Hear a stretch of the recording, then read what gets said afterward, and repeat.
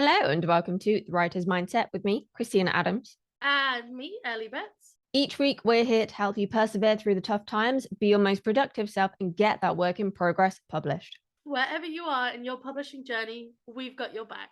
Today, we're talking with Matty Dalrymple about writing short stories.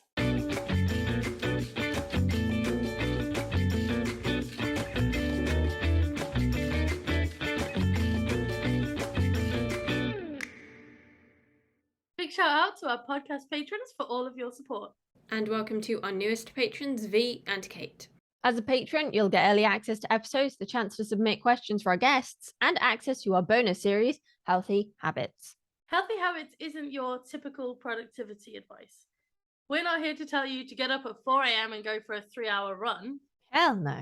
We're exploring the latest research to find small changes you can make in your life to be happier, healthier, and more productive in your writing life and beyond. To start developing healthier habits today, come join our community at patreon.com/writersmindset. This week, we are talking to Matty Dalrymple all about writing and publishing short stories. Welcome back, Matty. I'm happy to be here. Lovely to see you. So for our lovely listeners, can you just give them a quick refresher on who you are and what you do, please? Sure. I am the author of the Ann Kinnear Suspense Novels and Suspense Shorts and Lizzy Ballard Thrillers. And I also podcast, speak, write, and consult on independent publishing as the indie author. And I'm the author of Taking the Short Tack, Creating Income and Connecting with Readers Using Short Fiction, which I wrote with Mark Leslie Lefebvre. Excellent. And so specifically short stories that we're talking about today then. Just for reference, how would you define a short story? Well, actually, for the book, we didn't make up our own definition. We went to the Science Fiction and Fantasy Writers of America definition, which is that anything under 40,000 words is considered short fiction. And that goes from, nano fiction of a couple of words to novellas and then all the gradations in between. For myself, the short stories I write are generally about 5,000 words, but there is a lot of flexibility in the definition. How did you get into writing them? Well, when I was writing the Ann Kinnear Suspense Novels, I started out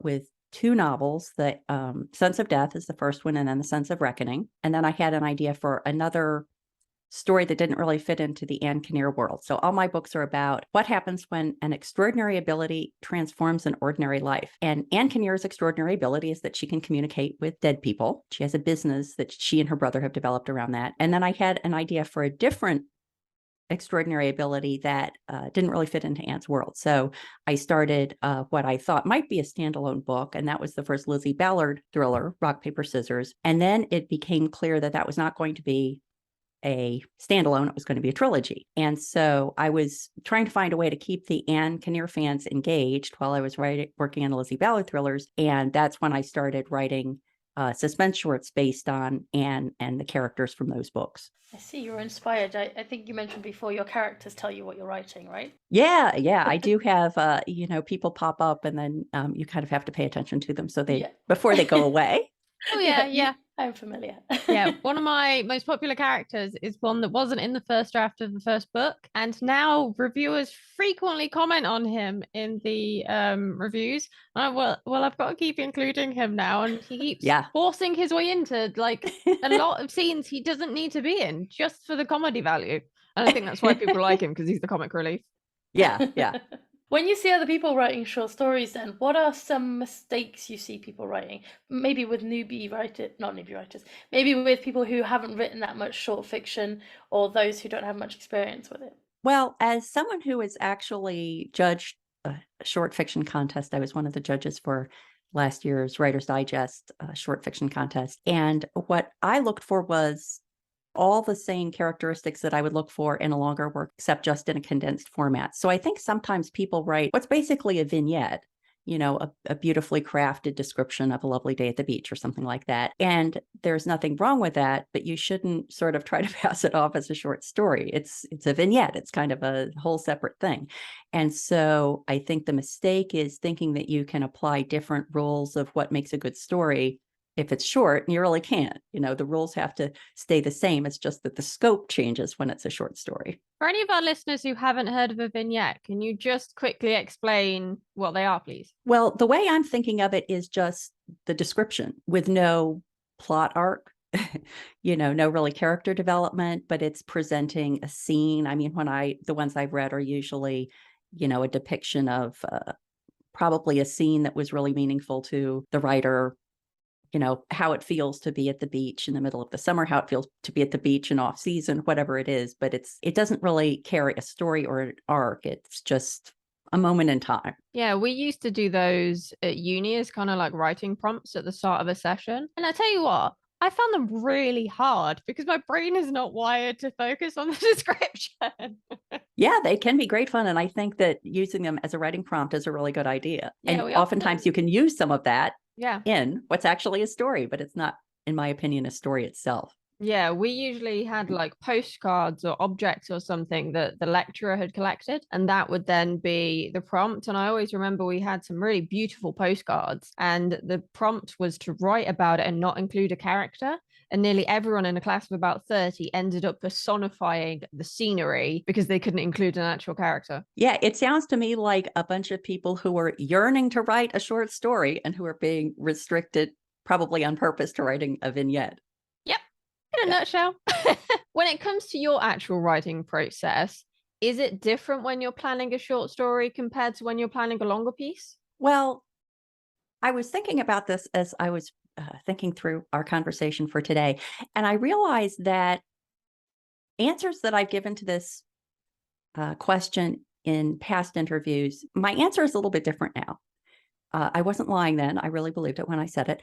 But what I used to say is that my novels are more about an overarching theme. Like, let's say, the dynamics in a dysfunctional family when it comes to a contested inheritance. Whereas my impetus for writing the short stories was more triggered by a particular event. So, as an example, I wrote a short story called Sea of Troubles when my husband and I were on a cruise. We cruised around Hawaii in 2019, and then we cruised from Hawaii to Vancouver. And I loved the time on the ocean, almost more than I loved the time in Hawaii. It's beautiful as Hawaii is. But being a thriller and mystery writer, I started obsessing about what happens if somebody jumps off the ship. And so I wanted to write a short story about that. But it was clear that it was just somebody jumping off a ship and what happens to a woman who can talk to dead people when that happens. So I knew right away in that case that I couldn't hang a whole story. I couldn't hang an 85,000 word novel off that concept. But I think that I was sort of answering that question with 20/20 hindsight, recognizing what I did eventually, but not necessarily what the initial impetus was. And a lot of the ideas I have for my stories, regardless of how long they are, is just a particular moment in time or concept or scene or character or something like that. And then as I start to work on it, I sense whether it's enough to hold a story or hold the length of the story it's prepared to hold. And so, as an example, my fifth Ann Kinnear suspense novel, A Serpent's Tooth, is about a dysfunctional family who's trying to deal with a confusing inheritance situation for the family business. And there's a cast of characters, 4 or 5 characters who all have a stake in the outcome of this. And it's, a huge deal because it's an entire family business. It's a long-running winery. And that clearly is a novel. Like, you can make a novel out of that. But if my idea was that I just wanted to examine the idea of how people deal with the disagreements over an inheritance, but I went into it wanting to write a short story, then I would have just scaled everything back. I would have made it 2 characters instead of 4 or 5 characters. I would have made it a specific smaller thing, like the family heirloom watch or something like that, not an entire family business. And I think I could have done all the same things, but I would just be doing it on a much smaller scale. And so I think that's one thing. What's the complexity of the story you want to tell, and how many words is it going to take to tell it? And then I think the other way that people approach it sometimes is you just start writing and you don't know what it's going to be. And if you're writing away and you step back and you have 2,500 words and you feel like you've captured about half the story you eventually want to tell, then it suggests it's a short story. If you feel like you've captured, a 10th or a 100th of the story you want to tell, then it's not. So I think there are many different ways of planning what you're writing, or just go into it and seeing where it takes you. Yeah, I used a short story, my fantasy reader magnet, as kind of an experiment to try outlining for a little bit. And I found that once I'd outlined it, I think it was about 7 chapters long. I can't remember now. And it was a really interesting experiment in changing my writing process without feeling completely intimidated by the fact that I was overhauling 60, 70, 80,000 words. But it actually was really useful because it made me realize how much more organized I could make my writing process and how much calmer that made me feel. Yeah, well, if you'd ever like to have me back, I would love to talk about a topic that I just wrote about for Writer's Digest in the August-September 2022 issue, which is creating your story frame. Ooh. And I think exactly what you're implying, that you start out with a frame. I love nautical metaphors for the writing craft and the publishing voyage. So I wrote it all based on the idea of you build a frame for a boat before you start polishing the bright work. The bright work in this case being the description and the characters and the dialogue and all those kinds of things. But yeah, I love to come back and talk about that sometime, but that would take us down a whole different path. It's one of our favorite topics, isn't it, Ellie? So definitely have you Oh back for yeah, that. Cool. definitely. I like that what you said there about writing short stories though, in terms of a full novel but scaled back, because we spend so long focusing on writing a novel and selling a novel and the big themes and how to craft it. The idea that a short story can be as simple as just shrinking that down a little bit is a really good way to enter it. I think it simplifies it makes it seem less foreign, I think. Yeah, and less intimidating, I think, as well. Yeah. And I think it can be a good test case too, because if I had this idea rattling around in my brain about how families deal with difficult inheritance situations, but I hadn't thought it through, I didn't really see the characters, I didn't know where I wanted to set it, it would be fun to write a story about the 2 people arguing about the family watch, and then step back from that and say, what are all the other things that if I had 80,000 extra words, I'd want to explore?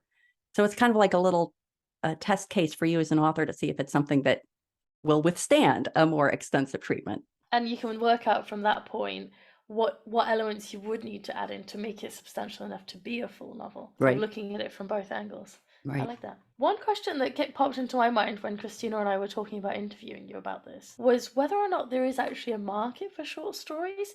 And it may just be that I'm not seeing a market for short stories because I haven't looked into it, if I'm entirely honest. Because we spend, like I said, so long thinking about novels and how to get them out there and how to write them and sell them and stuff. So is there actually a market out there for it?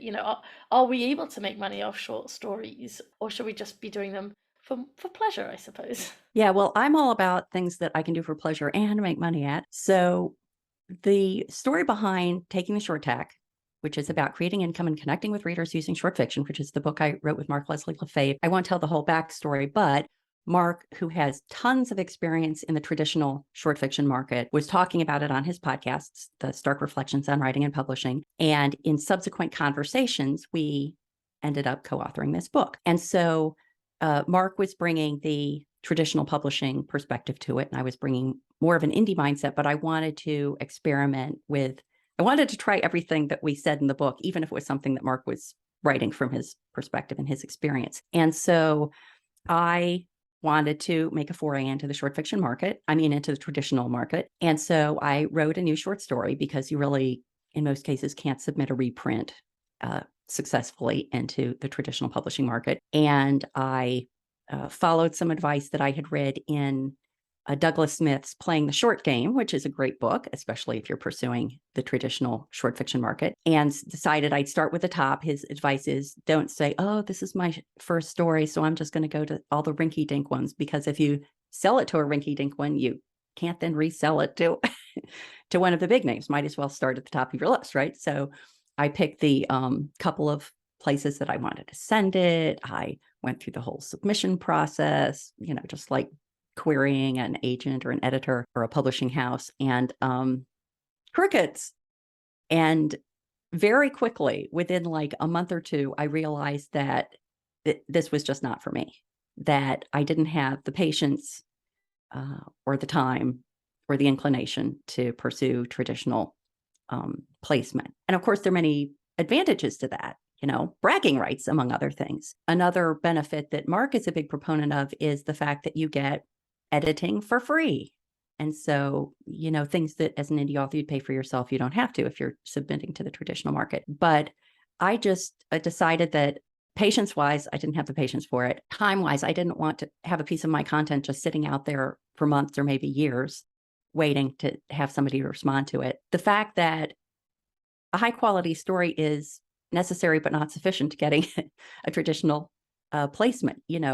Those outlets are getting thousands and thousands and thousands of stories, and thousands of those are really good. And they only have a couple of dozen slots to put them in. And so, the chances are tiny. And so I decided to go the indie route. And so with my own short stories, I published them as standalone ebooks for 99 cents on all the retail platforms. And I have made, I think the last time I checked, it was over $400 from my short stories, which I feel confident is already more than I would make if I had gotten a placement in a traditional platform, not being a huge name like Stephen King or Neil Gaiman or somebody like that. And also, I'm going to be making that money forever. So, 35 cents at a time or whatever it is going to be coming in. It's not a tsunami, but it's going to be another little stream of income that I'm going to be able to look forward to forever. So I think that there is a market for it, especially with people being so pressed for time and wanting to consume content in smaller chunks. I'm going to be having my audiobook narrator do audio versions of them and sell them on my own site for, maybe $1.99, $2.99, something like that. So that will be another stream of income. So yeah, the market is definitely out there. If people want to look into the traditional market, then Mark Lefebvre's chapters of Taking the Short Tack and Doug Smith's Playing the Short Game are both really good resources, but it just wasn't for me. No, I don't blame you. You're sort of making more money. There's no real downside to it, I suppose, in a way. But that money that you're making, then, are you just publishing the ebooks online? You're not selling them anywhere else? Right. Yeah. My plan is, so I think I now have seven Ann Kinnear Suspense shorts on the retail platforms. I have one that I use as a reader magnet. So if people sign up for my email newsletter, they get a free Ann Kinnear Suspense short. And then next time I write one, I'll put that one up for sale on the platforms and, just keep cycling them in. And when I have 12, I'm going to put them together as a collection of a year of Kinnear, and I'm going to have one set in each month of the year. And then I would probably also have a print version. I could probably have a print version, like a print pamphlet of the short stories individually, but I just think that would be sort of maximum work for, I don't know if people really are clamoring for that. So I haven't bothered to do that, but I will have it in ebook and audio and eventually in print when it's a collection. And if you don't mind me asking, that £200 or dollars or whatever it was you said, is that over a whole year or is that longer? Or that's longer. So I must have put the first story out in 2015 or thereabouts. Mm-hmm. So it has been since, in that entire time, it's been about $450 or something like that last time I checked. Like you said, that's going to come in forever. The short stories. Right. Take less time to write and sort of Yep. almost passive income after that point, I suppose. Exactly. Yeah. And let's not forget that if you charge 99p, you generally only get about 35% royalty. Yep. Yeah. So actually that adds up quite significantly when you think about how many people have now got those books in their hands. That's a lot of readers who maybe found you through short stories and are now reading the longer work. Yeah. And it's very interesting to be able to, it's both a blessing and a curse that I'm not having a big as I'd said before, tsunami of orders, but I can see the orders come in and oftentimes they'll come in chunks. Like people don't buy one. If I get a sale for one short story, I generally sell them all. And so my suspicion is that someone who's read through all the Ann Kinnear Suspense novels, they're waiting for the next novel and they're using this to tide them over and they're just buying the whole set and reading all 7 of them or however many are out at the time. So yeah, and really the only promotion I do is that most of them are already tied to a month. So I do a little bit of promotion for the one that is set in the month that we're in, put up some posts on Facebook, but I generally don't pay for those. They're just, to my followers. So what would you say is the best way to kind of package a short story to actually sell it? Is it individually, like you've been doing so far, as a collection, maybe as an anthology with other authors? Yeah, I think all of those really. I would recommend that people put them out individually for a small amount, 99 cents, because I think you can get good market research from it. Interestingly, I had an idea, and this hasn't panned out yet, but I still think it's a good idea. And that is that if you're asking for a testimonial or a blurb from a big name author, you can use a short story to make that request easier for them. So in my case, there is a author who I always love to associate my Ann Kinnear books with, and she's a very big name author. And I had sent her a short story, and I said, I love your books. I think that people who love your books would love my books, and I'm wondering if you would be willing to read the short story and comment on the general style and characters and things like that in a way, and I was very upfront about this, in a way that I could use that blurb to advertise my other works. And she very graciously responded, and her response was, she did like the style, she did like the characters, but she felt as if there wasn't enough of a punch at the end, enough of a twist, for example. And I realized that I had written that story very specifically for people who were already familiar with the characters, and I was giving them a little more taste of it, whereas she was completely new to it. And I thought that's interesting because it's sort of two different audiences. And I think that a fan of my books who are already familiar with the characters would be perfectly happy with it, whereas if someone was reading it net new, it might be confusing for them.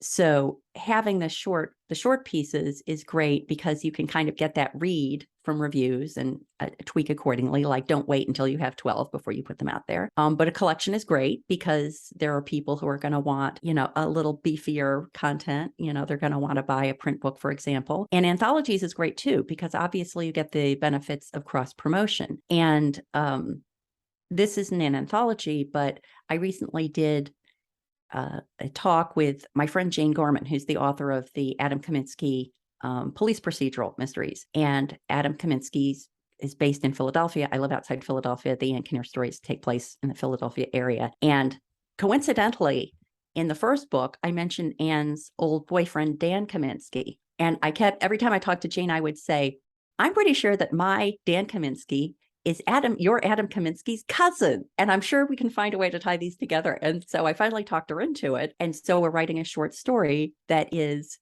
Ann Kinnear, the spirit censor, sort of being foisted on Adam Kaminsky, the Philadelphia detective, to try to solve a case that he's gotten stuck on. And so when that's done, we'll be putting that out to both our fan bases, and hopefully we'll win readers back and forth, because I do think that Jane's style and her setting and the topic and so on is very compatible. I think my readers would enjoy her work and hers would enjoy mine.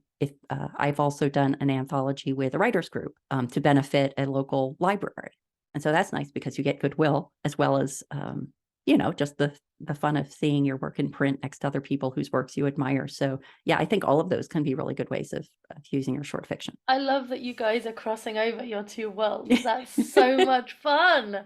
It is really fun. It's really fun. So in terms of promoting the two different things, how does promoting a short story differ from promoting a novel then? Well, I generally promote them at the end of my novels. So when somebody gets to the end of my novels, the shorts are included in the list of, I'm 90% sure that's true. I'm saying this, I'm thinking, have I put my short? That's a good question. I have to check. But if I haven't yet, I'm going to have it at the end. Matty, have you come on our podcast and you're just lying to all our listeners right now?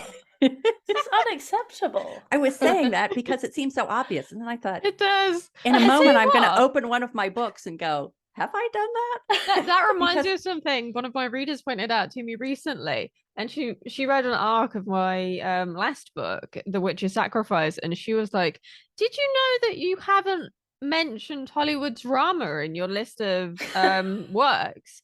And I went through. There's about 6 books missing the 3rd Hollywood gossip book in the also by, and I have the same also by in the front and the back, and I'd completely forgotten it, and I never would have noticed if she hadn't told me.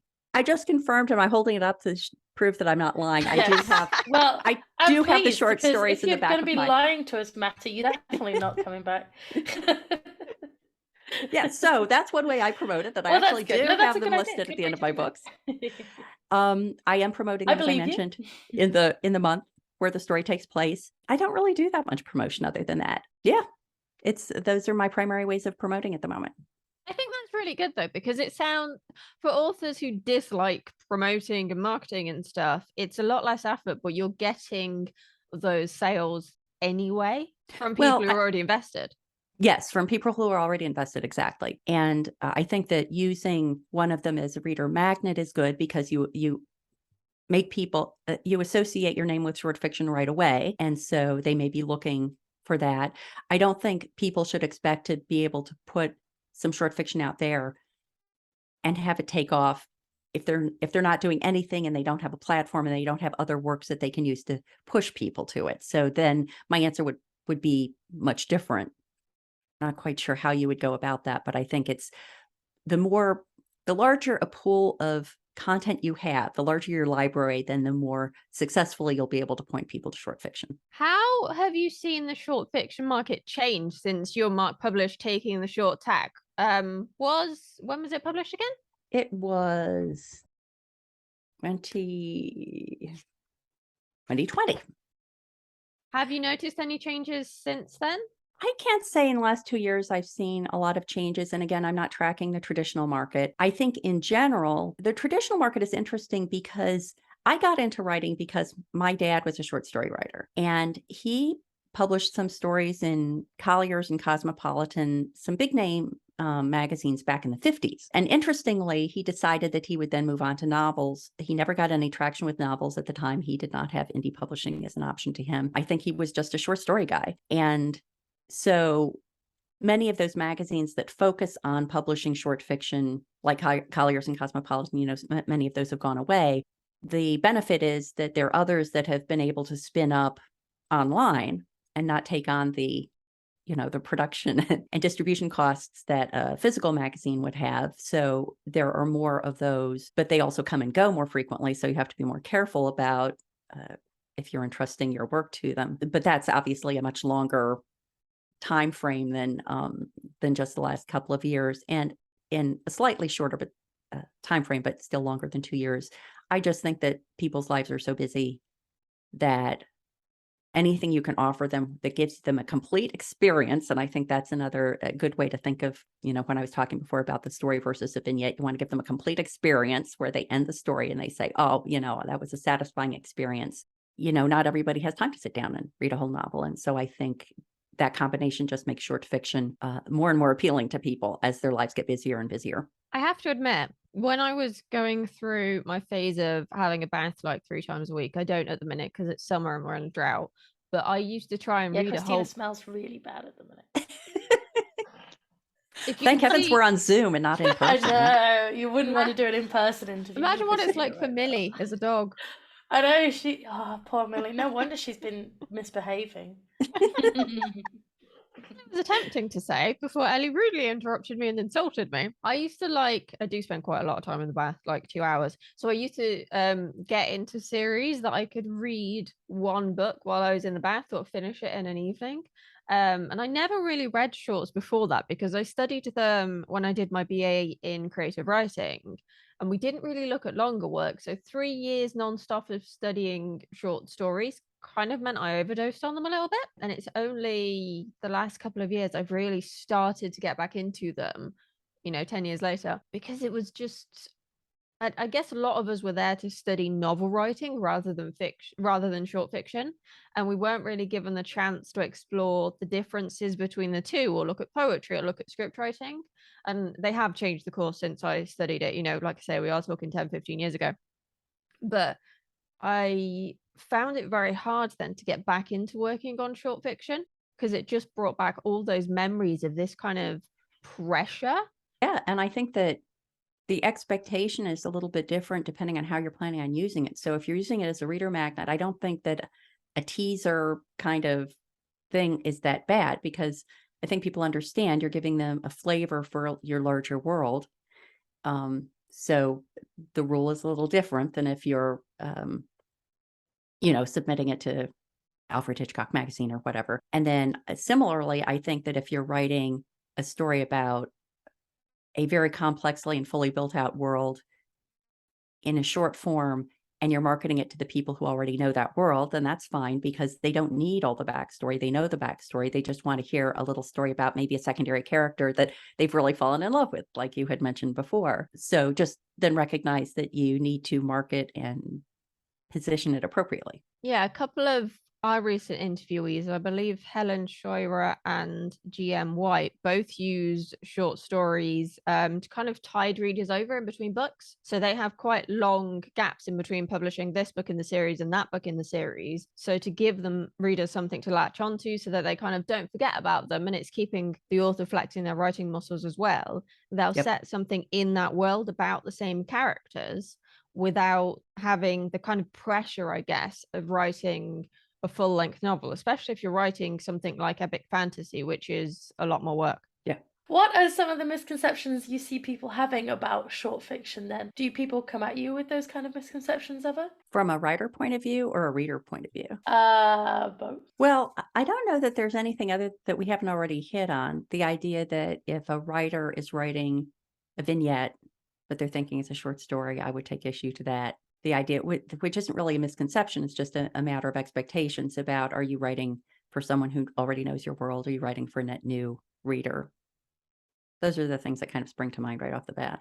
I guess I was kind of wondering, do people assume short stories are easier? Do people assume that short stories, aren't as interesting characters? Do people think short stories can't be fantasy? Do you know what I mean? Just things like that people may be thinking. I didn't know if you'd come across anything like that. Well, I think that one thing I would caution against is people thinking that because a short story is shorter, it can be less professional. You need to ensure that you're giving readers the same experience, the same quality of experience, the same high quality of experience with your short fiction as you are with your longer fiction. And higher quality doesn't necessarily tie to length. But the challenge in that is that you're only making 35 cents every time you sell one of these things. So you have to sort of scale your investment appropriately. And so this is kind of, I'm going to use this as a lead into what I was saying earlier about ways of making it affordable, that with short fiction, I think you can save on, I always figure out how to craft this message so that I'm not sending a message that I don't intend. But I couldn't afford to pay my editor, the editor who edits my novels, I couldn't afford to pay him even a reduced fee every time I had a short story to send out. So I rely much more on my beta readers, who are readers in my genre, and asking them to read 5,000 words is much easier than asking them to read 85,000 words. And so I'm really relying on my beta readers, who are fellow authors and very knowledgeable in the genre, whose work I admire, to give me the editorial input that I would otherwise get from my editor. If you're in a writer's group, then that's certainly another place where you can look for that. You can always trade off, ask people to read for you and return that favor when they have a story that they need to have looked at. So in the two areas where I always recommend people pay for things when I'm talking about novels are editing and cover design. So editing, I think you can find free ways of getting that done if you have developed a knowledgeable pool of beta readers that you can tap into. And then for the covers, what I did is that I have a kind of look for all my novels. So for anyone who's watching on the video, this is The Sense of Death. It's sort of a plain cover that always has one central image. In this case, it's a brass hand door knocker. The font, my author name is in a certain font, the subtitle is in a certain font, the title is in a certain font. And then what I did for the shorts is I asked my cover designer to make me a template of that. He told me all the fonts he was using and the sizes and things like that. I actually made the template myself in Canva. And then all I need to do when I publish a short is I go to the template, I change the title, and I find an image on a royalty-free site like Unsplash. I always have great luck with Unsplash. I do some minor photo editing, sometimes I'll darken an image to make it look a little more suspenseful and mysterious. And then I use that as my cover for the ebooks. And in thumbnail size, you cannot tell the difference. If you were to print out a cover of one of my shorts and the cover of one of my novels, you would probably see, there's subtle shading and things like that that the professional cover designer did that I'm not doing on mine. But in thumbnail size, you really can't tell the difference, and it looks very brand right. They look very consistent. And so I think, to loop back to your question, a misconception could be it's just a short story. I'll just slap anything on there. And that's not true. But then I think there also might be a misconception that, well, I'm not going to do a short story because it's going to cost me hundreds of dollars to make it look professional. And I don't think that's the case either. Speaking of like the marketing of it and like the cover design and stuff, something I've heard before, and I wish I could remember where I'd heard it, is that readers don't like it when you label something a short story. They prefer it if you call it like a prequel or some other euphemism that means the same thing. Have you experienced that? What's your view on calling it a short story, a prequel, or this or that, whatever you want to call it? Well, that's interesting. I don't have any data about this. And I think of prequel as being a novel length thing. Like if I'm scanning books on a retail site or on the shelves of a bookstore and I see prequel, I assume it's going to be a novel length work. I actually am super careful to put short on everywhere I can. It's in the subtitle of the books, it's in the description, because I don't want, and it's actually a series unto itself. So the Ann Kinnear Suspense short series on Amazon, for example, is different than the Ann Kinnear Suspense novel series. And I do that because I never want someone to buy it thinking that it's a low priced novel and be disappointed when they get 5,000 words into it and it ends. So I actually put short all over it. And I think that it's better to err on the side of making sure people understand what they're getting than, like, if people are really put off by the phrase short story, then you're probably not going to win them over anyway. That's true. That's just kind of very like true. my gut reaction, not based on any research I've done on it. I really wish I could remember where I heard that. And I have absolutely no idea. But if I find it again, I will let you know, because like from what I can remember, this person or book or whatever that said it had no basis for it either. It was kind of an assumption that readers don't like short fiction. And I don't think that's true, because No, I don't think that's true either. If they didn't, then those kind of traditional magazines wouldn't have existed for centuries, or a couple of centuries at least. And also they wouldn't sell on retailers. Yeah. And there are going to be people who don't like short fiction, but you don't want to fool them into buying your short fiction.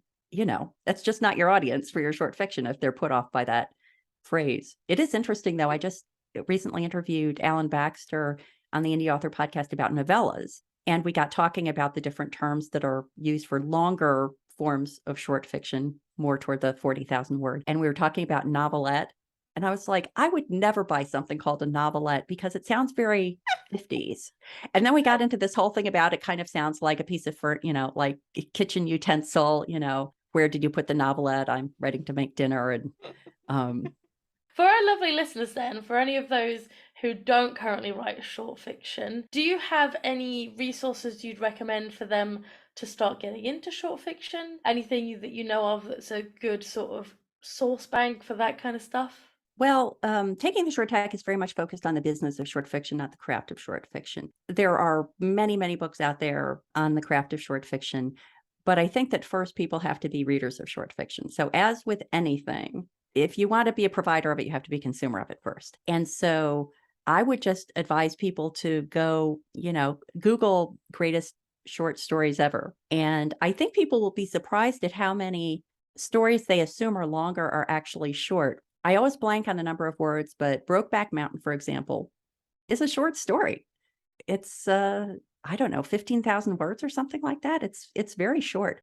I think that the first thing to do is just go read a bunch of stories by people who know what they're doing. Something I've been having a lot of fun with lately is getting the best mystery short stories of 2020 or 2021 or however far back you want to go. Those are very illuminating, especially because oftentimes the editor makes brief comments about the stories, like why a certain story was chosen for the anthology. So yeah, read a whole bunch and then go Google best books on how to write and find one or two. Like my other piece of advice is don't then read every how-to book. Find somebody who's respected and has a lot of experience in that world and follow their advice and see where it takes you. And then go out and buy your book on the business of short stories. Exactly. And that's the next best step. Yeah. Exactly. Think of recommendations and finding short stories to read. Since we've already asked you what one book changed your life, we thought this time we would ask what's one short story that changed your life. I would say that one of the most impactful short stories I've ever read is The Ledge by Lawrence Sargent Hall. And it is about a father and son. I think there's a third character who go out to an island in order to harvest bird eggs or something like that. And while they're there, and this was, years ago, so no cell phones, no GPS, and their boat becomes untied and drifts away. And there they are on the ledge, and the tide is coming in. And it's a gut-wrenching story, and sort of vignette-esque in the sense that, beautiful descriptions of the island, their appreciation of it before they realize their boat is gone. Very little dialogue, but it's a tremendous story. It's a tremendously crafted story. So I would say of the short stories I've read, that's one that's stuck with me for a long time. Excellent. Last but very much not least then, Matty, where can our lovely listeners go to find out more about you? Well, if they would like to find my fiction, including my suspense shorts, they can go to mattydalrymple.com, and that's Matty with a Y, M-A-T-T-Y. And if they would like to check out my nonfiction platform, The Indie Author, they can go to theindieauthor.com, and that's Indie with a Y, I-N-D-Y. Perfect. Thank you so much for joining us today. That's so much fun. Thank you for having me.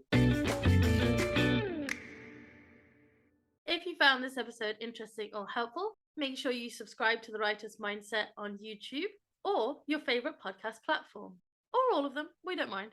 Everything from a like to a rating to a review to a subscribe to shouting about us on social media helps us to reach more writers so that they can overcome the mindset issues that are holding them back with their writing too.